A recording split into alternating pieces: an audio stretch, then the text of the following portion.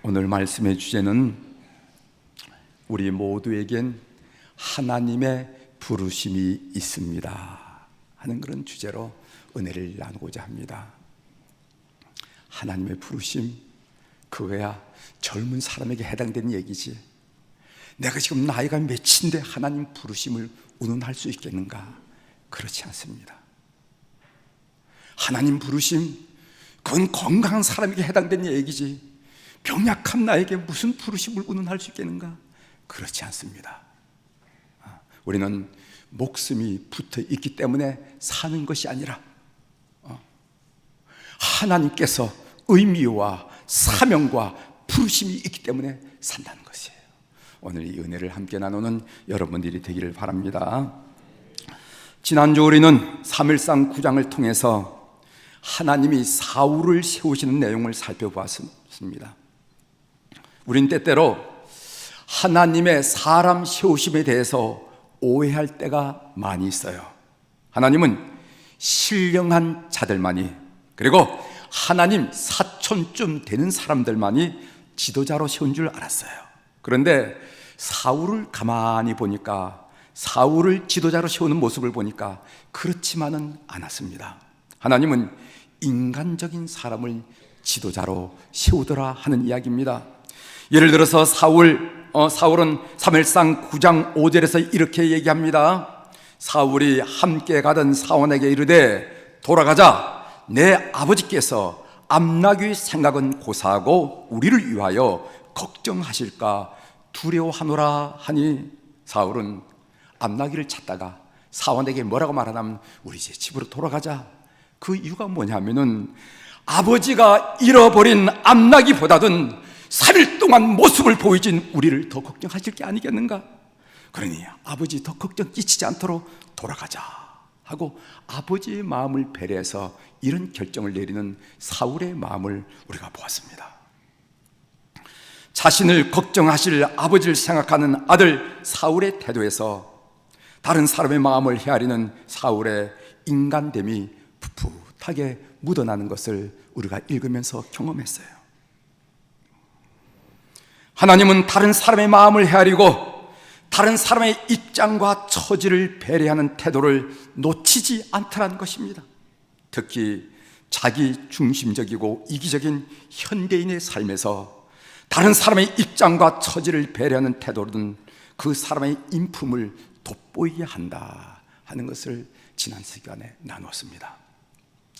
여러분, 마태복음 5장 39절에 보면은 산상수훈의 말씀인데 그 말씀 중에 이런 말씀이 있습니다. 누구든지 내 오른뺨을 치거든 왼편도 돌려대며 또 너를 고발하여 속옷을 가지고자 하는 자에게 고독까지도 가지게 하며 또 누구든지 너로 억지로 오리를 가게 하거든 그 사람과 심리를 동행하고, 이런 말씀이 있습니다. 여러분 잘 아는 말씀이죠? 예수님은 성도들이 기계적으로 이런 반응을 보여야 한다고 가르치신 것이 아닙니다. 누가 내 오른뺨을 때리면은 자동적으로 왼뺨을 돌려대고, 누가 너 속옷을 달라고 그러면은 얼른 겉옷을 벗어주고, 누가 오리를 가자 그러면은 의문도 말도 하지 않고 자동적으로 심리를 가고, 이런 거 명령하신 게 아니라는 거예요. 다른 사람의 마음을 헤아려보고 다른 사람의 입장을 배려하는 태도가 먼저라는 것입니다. 저 사람이 얼마나 화가 났으면 내 오른뺨을 때릴까? 저 점잖은 사람이 내 오른뺨을 때릴까? 그래, 화가 풀린다면 내 왼쪽 뺨도 마저 때려라. 그래서 왼쪽 뺨을 돌려댄다는 것입니다. 저 사람이 얼마나 궁색하면 남의 속옷을 가지려고 할까? 그래, 사람이 너무 궁색하면 체면차릴 여유조차 없지. 나도 어려운 적이 있었는데 필요하다면, 있겠다면 겉옷도 가져가시오. 그래서 겉옷까지 벗어놓는다는 것입니다. 저 사람이 인생을 살면서 얼마나 애롭고 고독하면 나를 보고 오리를 가자 그러겠는가? 도움이 된다면 심리라도 가주겠다. 그래서 심리를 걸으면서 도란도란 얘기를 한다는 겁니다.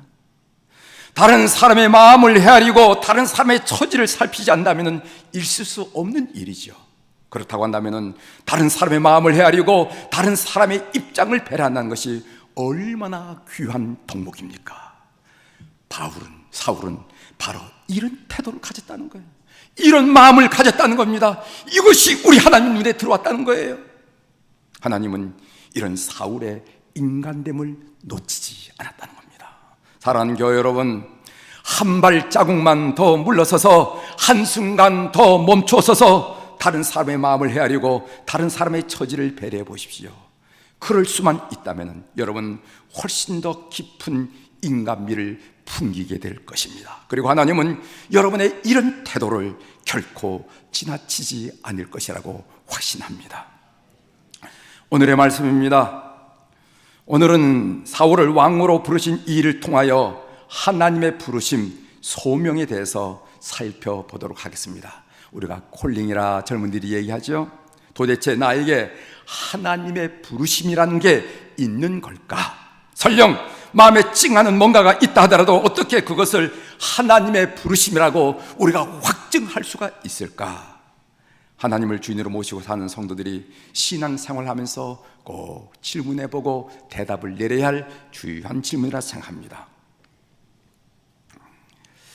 왜 이렇게 본문 사무엘상 10장에는 지명과 상황 설명에 대하여 상세하게 묘사하고 있을까?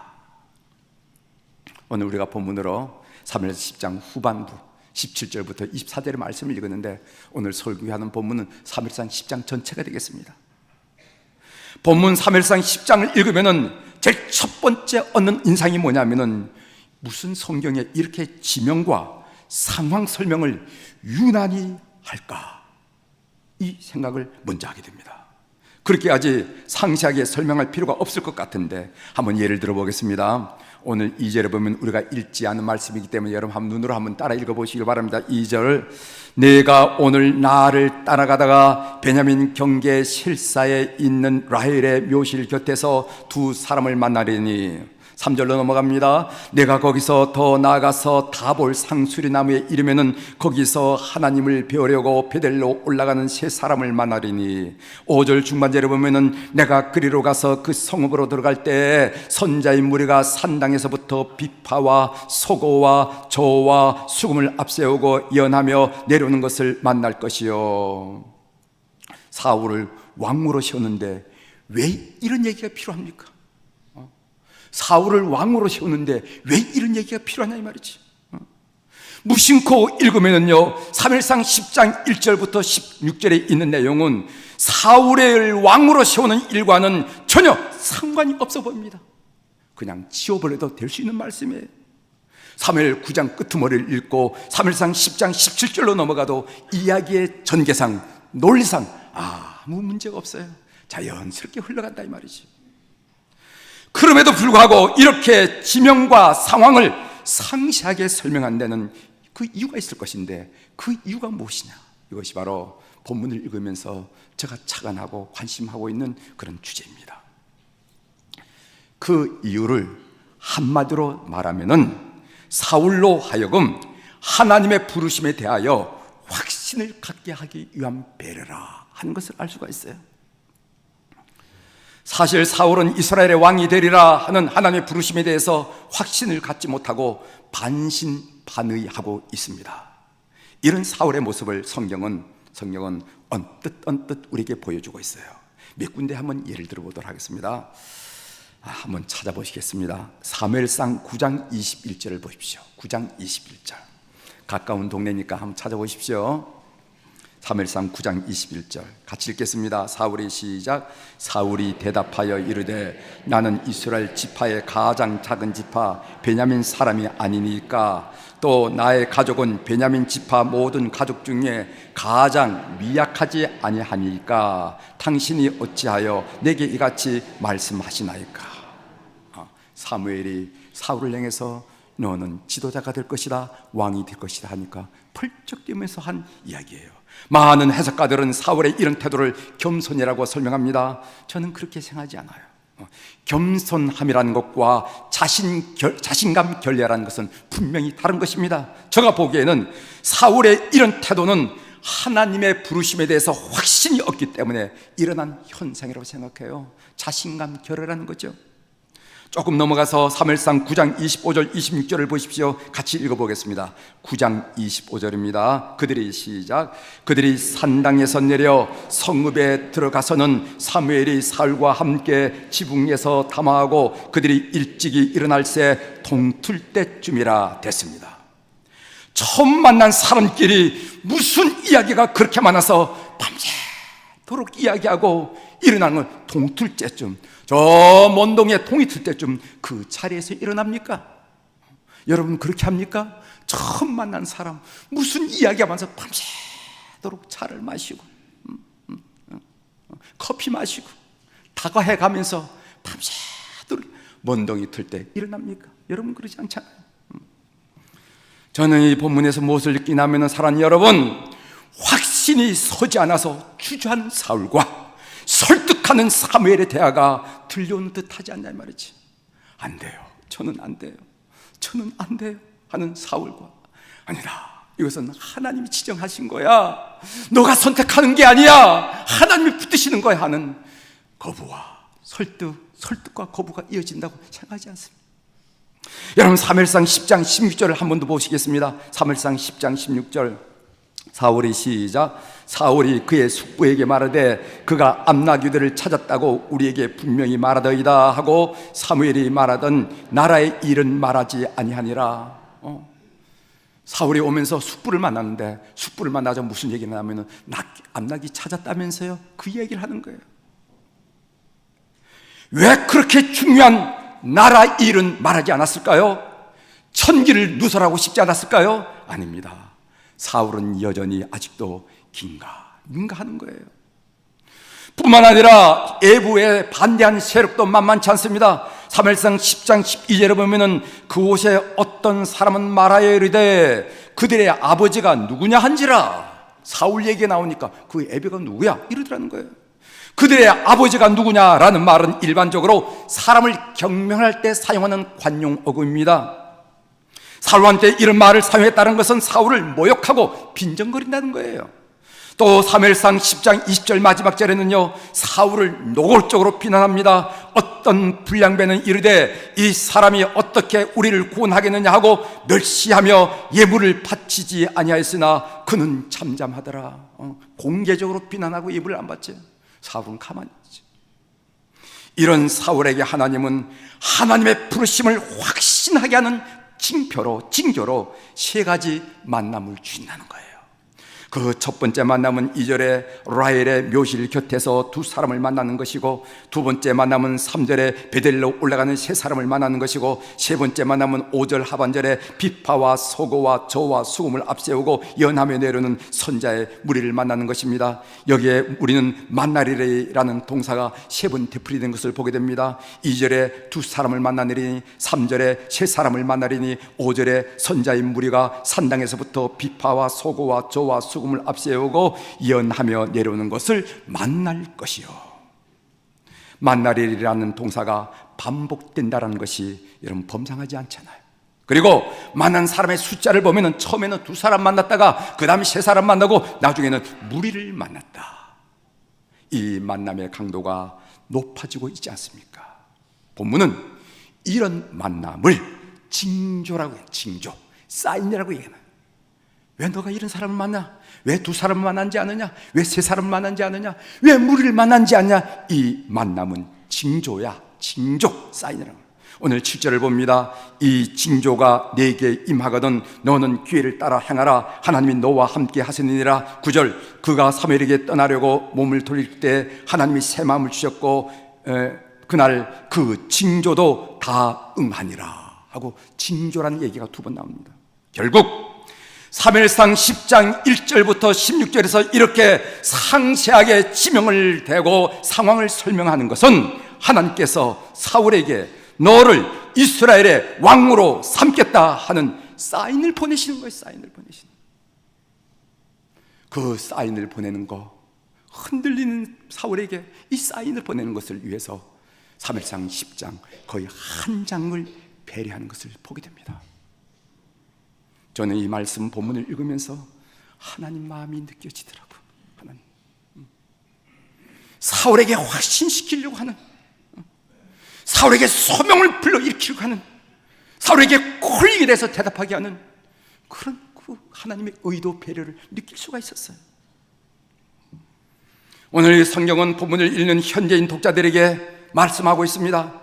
진심으로 하나님의 부르심을 듣고자 한다면 하나님 우리에게 분명히 징조를 보여주신다는 겁니다. 사인을 보여주신다는 겁니다. 하나님의 말씀을 통해서 보여주시든지, 아니면 사람과의 만남을 통해서 보여주시든지, 아니면 사건을 통해서 보이든지, 아무튼 하나님 우리에게 사인을 보내주신다는 겁니다. 이것이 제가 본문을 묵상하면서 깨달은 진리예요. 이제 우리의 이야기를 하도록 하겠습니다. 성경이 강조하는 것은 우리는 우연의 산물이 아니라는 것입니다. 혹 부모님은 우리를 낳겠다고 출산 교육을 하지 않았을지라도 하나님은 우리를 계획하셨습니다. 부모님이 우리라는 생명체를 만들기 훨씬 이전부터 하나님은 우리를 당신의 품속에 품으셨다고 말씀하고 계세요. 우리가 지금 숨쉬고 있다는 사실은 의미 없는 생명의 연속이 아닙니다. 지속이 아닙니다. 어떻게 사십니까? 아이고 목사님, 목숨이 붙어 있으니 사는 거지 뭘 산다고 물으십니까? 그게 아니라는 겁니다. 이유가 있고 목적이 있고 뜻이 있기 때문에 하나님께서 너 이거 해야 된다 하는 그런 목표가 있기 때문에, 콜링이 있기 때문에 오늘 우리에게 생명을 지속하도록 한다는 거예요. 여러분 시편 139편 13절 이하에 보면은요 이런 말씀이 있습니다. 주께서 내 내장을 지으시며 나의 모태에서 나를 만드셨나이다. 내가 주께 감사함은 나를 지으심이 심히 기묘하심이라. 내 형질이 이루기 전에 주의 눈이 보셨으며 내가 나를 위하여 정한 날이 하루도 되기 전에 주의 책에 다 기록이 되었나이다. 내 형질이 이루어진단 말이 무슨 말입니까? RNA, DNA가 그 결합하기 전에 이미 하나님이 알고 계시다는 거예요. 그리고 하루도 되기 전에, 이 말은 뭐냐면 내가 이 땅에 태어나서 이 세상에 태어난지 한 날이 지나기 전에 하나님께서 오묘하고 기묘한 것으로 설계하시고 역사하신다는 거예요. 하나님이여 주의 생각이 내게 어찌 그리 보배로우신지요, 그 수가 어찌 그리 많으신지요. 내가 세려고 할지라도 그 수가 모래보다 많도소이다. 시편 139편의 얘기.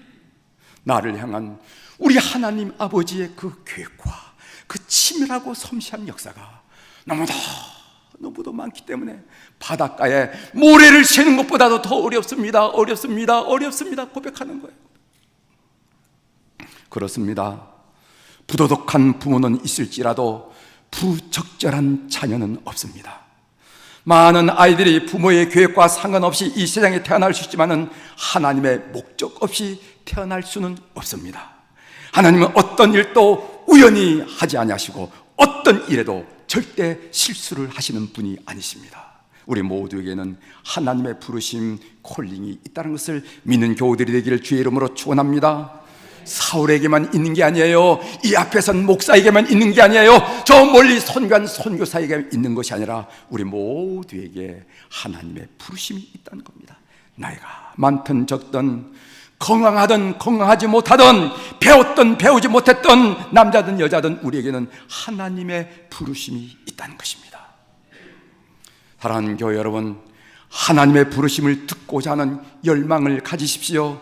도대체 왜 나를 이 땅에 보내셨습니까? 도대체 왜 나를 이렇게 살게 하십니까? 알고 싶어요 하고 하나님께 진지하게 질문하는 교우들이 되기를 주의 이름으로 축원합니다.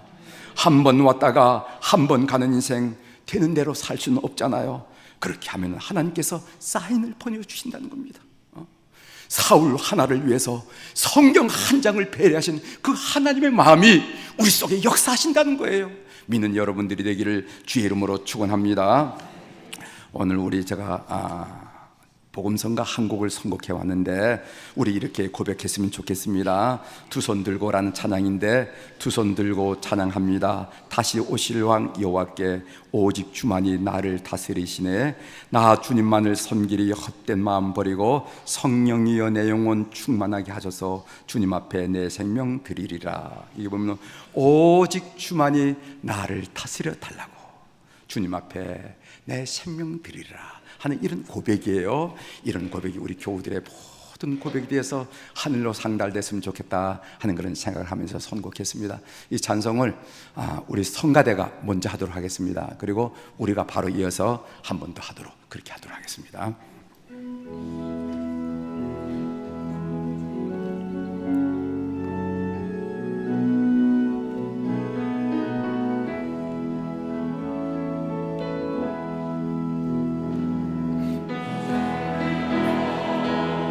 찬양합니다. 다시 오실 왕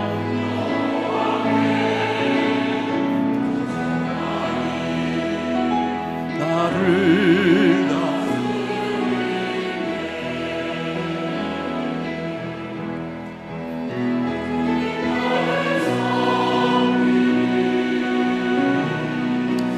헛된 마음 버리고 성령이여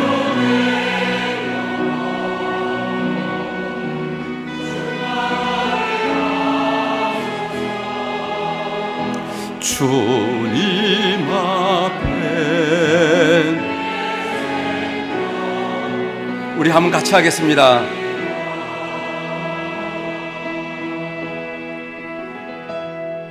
두 손 들고 찬양합니다.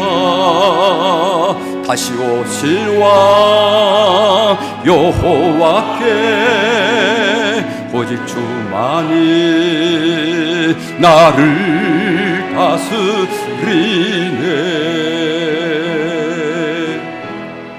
나 주님만을 섬기리 헛된 마음 버리고 성령이여 내 영혼 충만하게 하소서. 주님 앞에 내 생명 드리리라. 나 주님만을 섬기리. 나 주님만을 섬기리 헛된 마음 버리고 성령이여 내 영혼 충만하게 하소서. 주님 앞에 내 생명 드리리라. 아멘. 아멘. 여러분을 향한 하나님의 부르심을 알고 싶다면 다음 상을 한번 고려해 보시기를 바랍니다. 첫 번째로, 남보다 더 잘하는 것에 여러분을 향한 하나님의 부르심이 있습니다.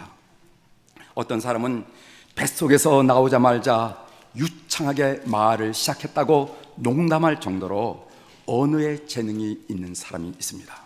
어떤 사람은 수학이나 음악, 기계를 다루는데 천부적인 재능이 있는 사람이 있습니다. 연구에 의하면 보통 사람들은 그들이 인식하는 것보다 훨씬 많은 500 내지 700개의 다른 기술과 재능을 가지고 있다는 거예요. 쟤는 바보예요? 아니에요. 그 사람에게도 남들과 비교할 수 없는 500 내지 700개의 특별한 재능이 있다는 거예요. 또한 우리의 뇌는 100조의 다른 정보를 저장할 수 있고, 그리고 우리의 코는 1만 가지 이상의 내음, 냄새를 식별할 수 있는 기능을 가지고 있다는 것입니다. 우리는 놀랄 만한 능력 덩어리며 하나님의 기묘한 창조물입니다. 남보다 더 잘하는 것은 하나님이 부르심과 상관이 있다는 거예요. 두 번째로는 남보다 더 가진 것에 하나님의 부르심이 있습니다. 어떤 사람은 좋은 가정 환경을 가졌습니다. 어떤 사람은 공부할 기회를 다른 사람보다 더 많이 가졌습니다. 어떤 사람은 특별한 경험을 인생 중에 가졌습니다. 어떤 사람은 체문을 더 많이 가졌습니다. 여러분이 남보다 더 많은 것을 한번 따져보고 파악해 보십시오. 남보다 더 가진 것은 하나님의 부르심과 상관이 있습니다. 세 번째로, 남다른 부담감에 하나님의 부르심이 있다는 것을 기억하십시오. 하나님은 우리를 부르실 때 남다른 부담감을 주십니다. 예를 들어서 다운 증후군 아이를 둔 부모는요, 다운 증후군 아이들을 보면은 그냥 지나칠 수가 없어요. 길거리 가다 다운 증후군 아이를 보면은 다른 사람은 다 같이 갈 길 가지만은 그 아이, 그런 아이를 둔 부모님은요, 그 아이가 건널목을 제대로 가는지, 파란 불을 발견하고 제대로 안전하게 가는지 가만히 본다는 거예요. 누군가 보호자가 있지 않겠는가 두리번거리게 된다는 거예요. 또 알코올 중독자였던 사람은요, 알코올 중독으로 힘든 삶을 살아가는 사람을 보면 그냥 지나칠 수 없어요. 밝은 대낮에 쓰러져 있는, 술 취해 쓰러져 있는 사람 보면 보통 사람은 보다가 애면하고 지나가지만, 알코올 중독의 그 험한 경험을 하고 극복한 사람 보면은 아이고 저 사람 그냥. 또 사별한 경험이 있는 사람은요, 사별의 아픔으로 씨름하는 사람을 보면 그냥 지나칠 수 없습니다. 남편을 먼저 보내고 아내를 먼저 보내고 자식을 먼저 보낸 사람은 그 사별의 소식을 들으면 그 남들과 같지 않다는 겁니다. 남다른 부담을 갖게 된다는 것입니다. 남다른 부담에 유념하십시오. 남다른 부담감은 하나님의 부르심과 상관이 있습니다. 이제 말씀을 마치겠습니다. 하나님의 부르심을 듣고 그 부르심대로 살아가는 우리 교우들이 되기를 주의 이름으로 축원합니다. 그래서 여러분의 삶이 하나님께는 영광이 되고 자신에게는 무한한 보람이 되는 삶이 되기를 주의 이름으로 축원합니다. 한 번 왔다가 가는 인생 보람 있게 살아가는 교우들이 다 되기를 주의 이름으로 축원합니다. 기도하시겠습니다.